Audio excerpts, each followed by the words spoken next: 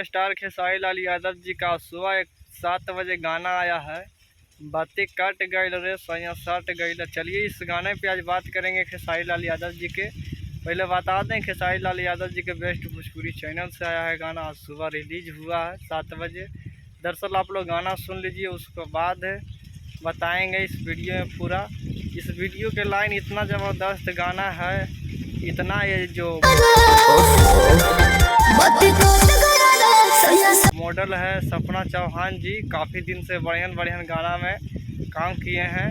दरअसल गाना में इतना लाजवाब गाना है और सीन है कि लगभग बता दें गाना सुनने के बाद ही हमको लग रहा है कि गाना 200 मिलियन फिर क्रॉस कर जाएगा।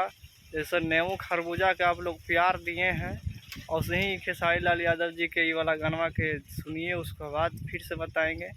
इस गाना के इतना प्यार आप लोग दीजिए। सबसे पहले अगर आप लोग फेसबुक पेज पे देख रहे हैं तो लाइक करें, और प्रयास न्यूज़ धमाका पे देख रहे हैं तो सब्सक्राइब करें। चलिए।